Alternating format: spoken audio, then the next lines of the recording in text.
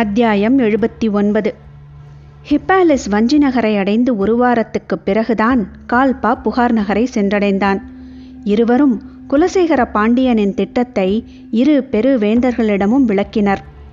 பரம்பிடம் தோற்றதால் இருவருமே அவமானப்பட்டு குறுகி கிடந்தனர். செங்கனச் சோழன் காலெலும்பு முறிந்து உயிர் பிழைத்ததே பெரும்பாடாகிப் போனது. வலது காலை இழுத்து இழுத்து கோலின் துணை கொண்டே நடக்கும் நிலையில் இருந்தான். ஆனால் பரம்பை அழித்தொழிக்கும் வாய்ப்பு பாண்டியனின் மூலம் கிடைக்கிறது என தெரிந்த கணமே வெகுண்டெழுந்தான்.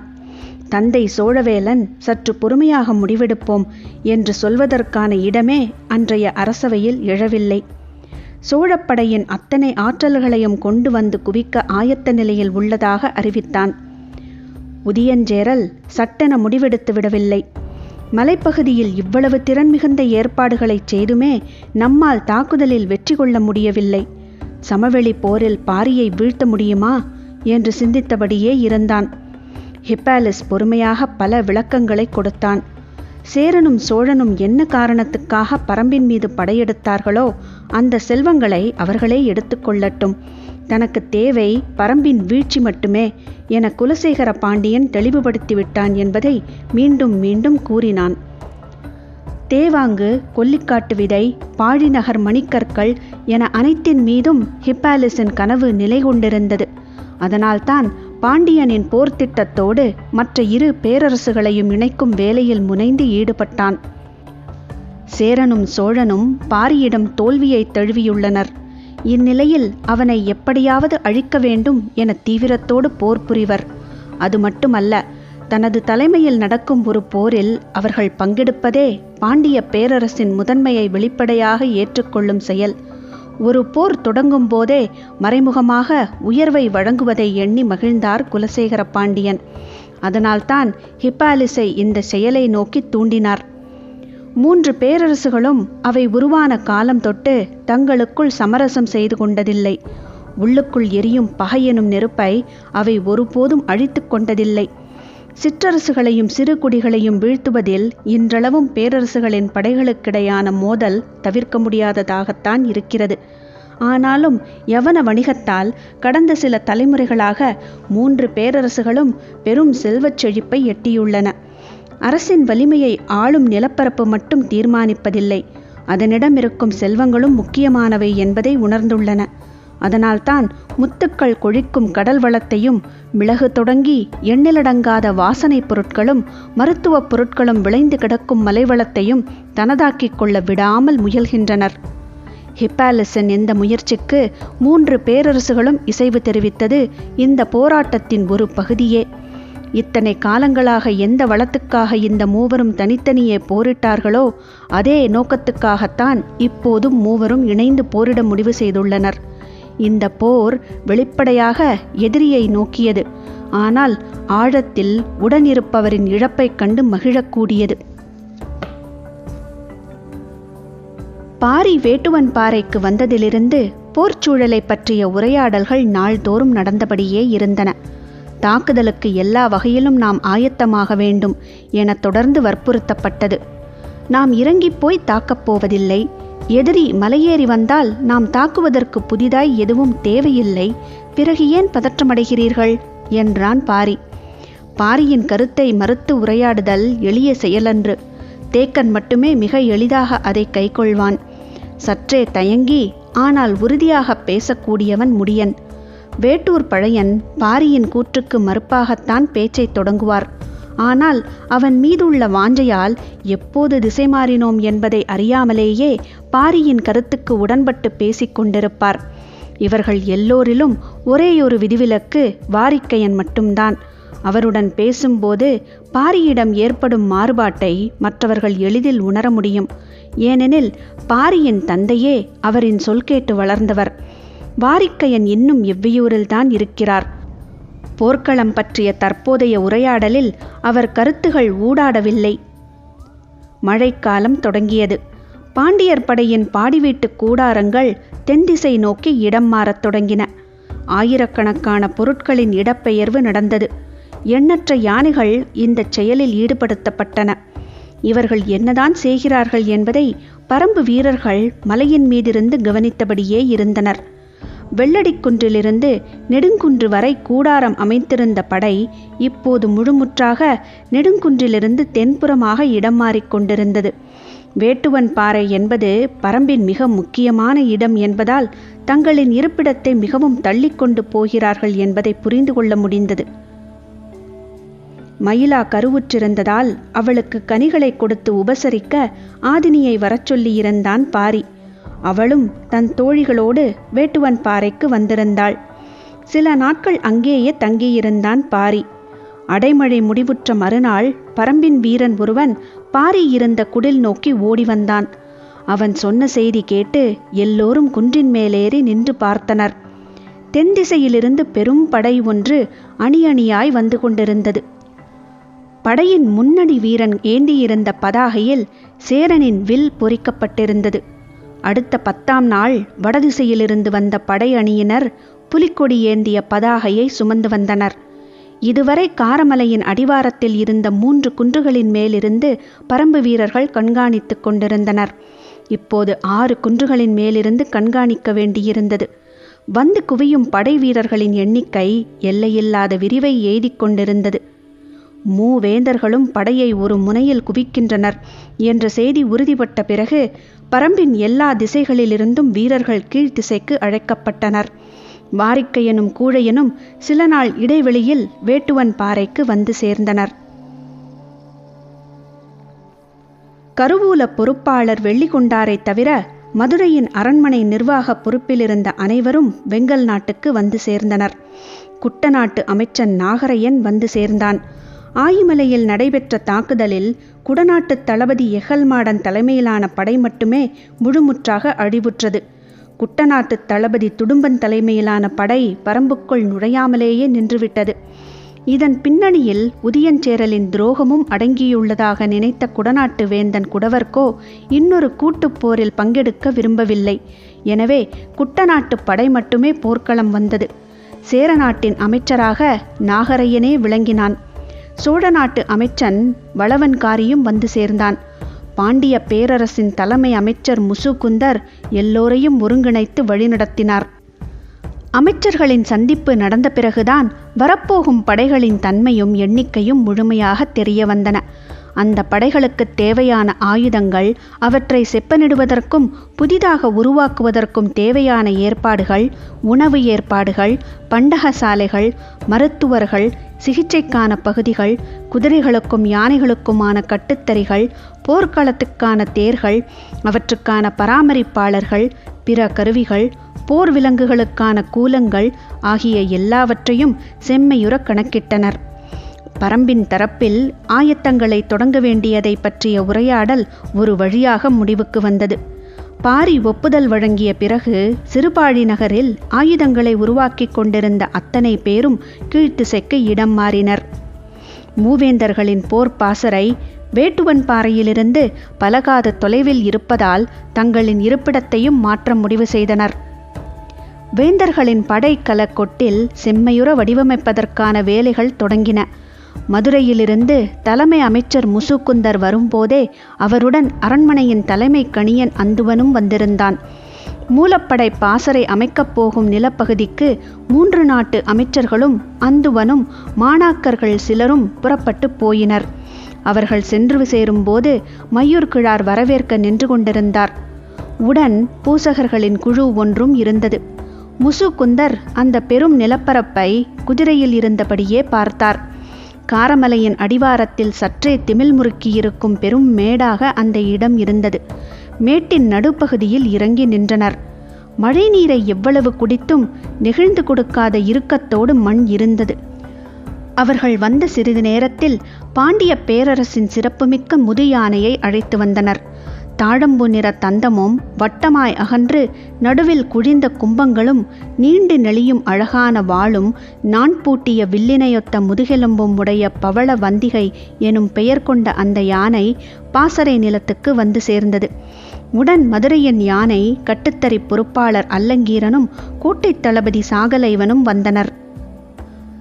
வண்ணத்தட்டில் வைக்கப்பட்டிருந்த பூக்களையும் கனிகளையும் கொண்டு அந்த இடத்தில் சிறு வழிபாடு ஒன்றை பூசகர் நடத்தினர். பிறகு அந்துவன் கையசைத்து உத்தரவிட்டான். அதுவரை கீழே நின்றிருந்த பாகன் யானையின் மீதேறி அமர்ந்தான். பவளவந்திகை நடக்கத் தொடங்கியது. பாகன் தன்னுடைய கால்கள் பவளவந்திகையின் காதுகளின் பின்புறத்தை தொட்டுவிடாமல் மடக்கி வைத்து கொண்டான். எந்த திசைக்கு போக வேண்டும் என்ற குறிப்பேதும் பாகனின் கால்கள் சொல்லாததால் யானை அதன் விருப்பத்துக்கு நடந்தது. அந்த பெரும்மேடு முழுவதும் குறுக்கும் நெடுக்குமாக நடந்த பவளவந்திகை மீண்டும் புறப்பட்ட இடத்துக்கு வந்து சேர்ந்தது. இப்போது அந்துவன் தன் மாணாக்கர்களை அழைத்து கொண்டு யானையின் காலடிகளை பார்த்தபடியே உள்ளே போனான்.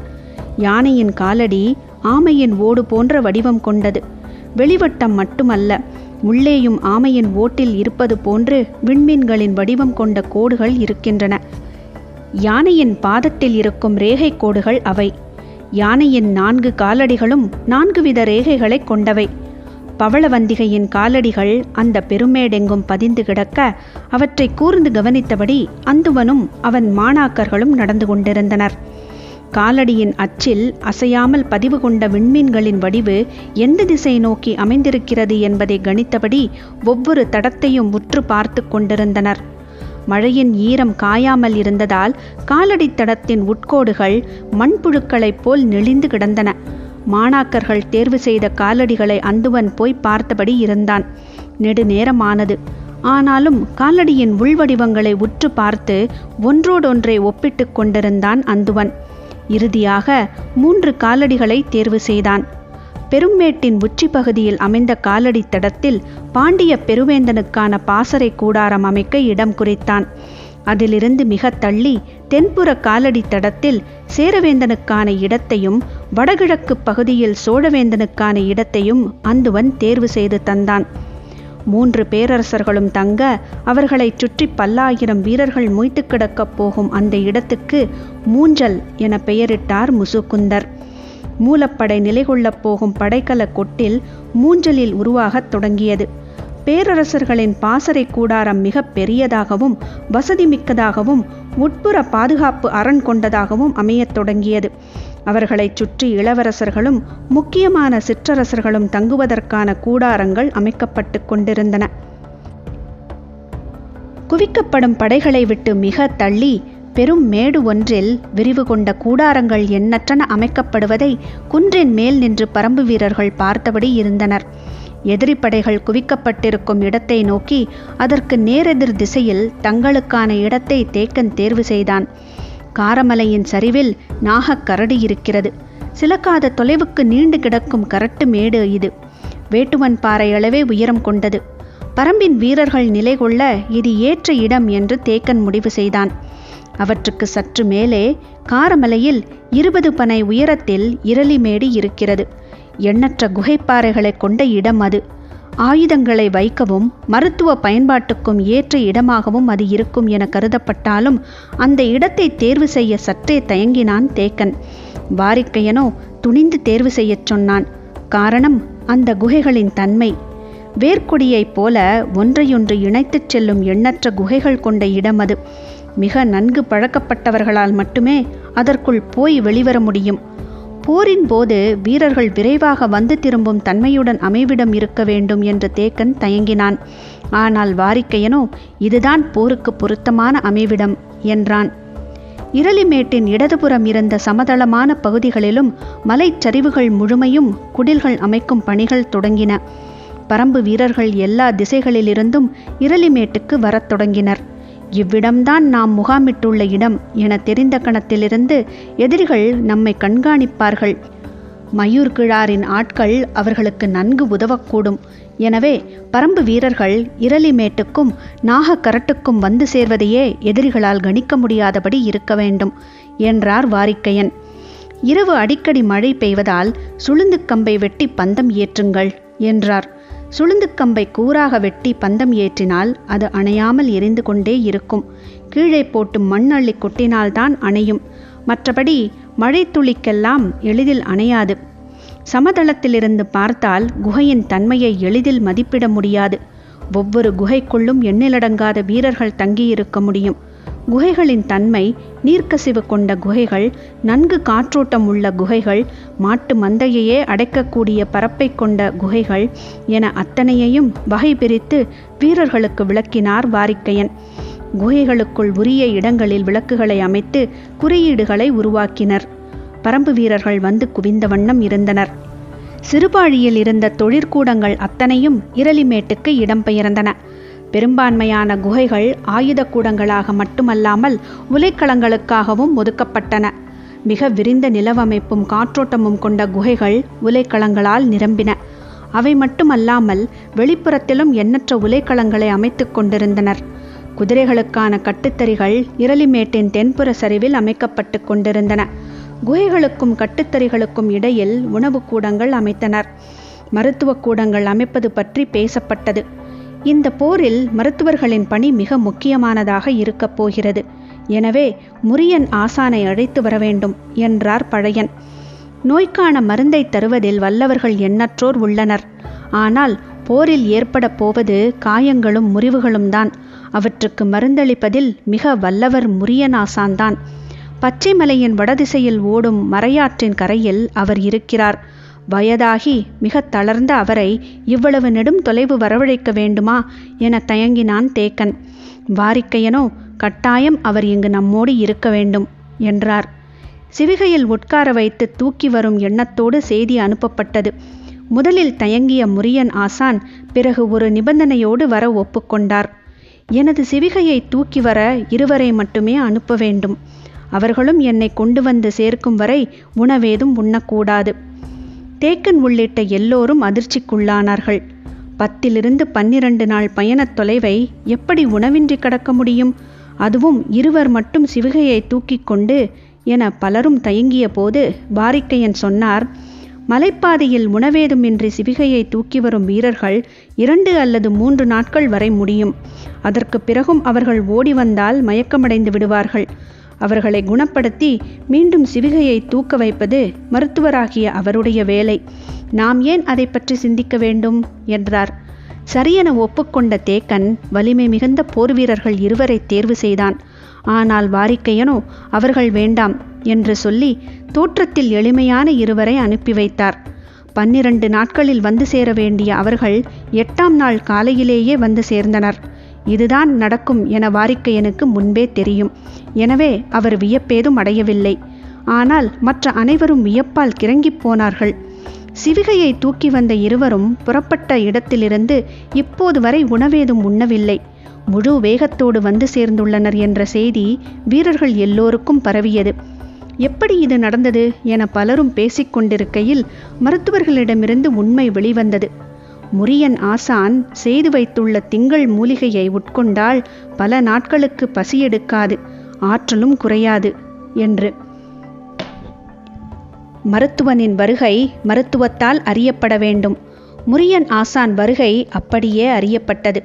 பரம்பின் அனைத்து வகையான மருத்துவர்களும் முன்னரே இரளிமேட்டுக்கு வந்து சேர்ந்தனர்.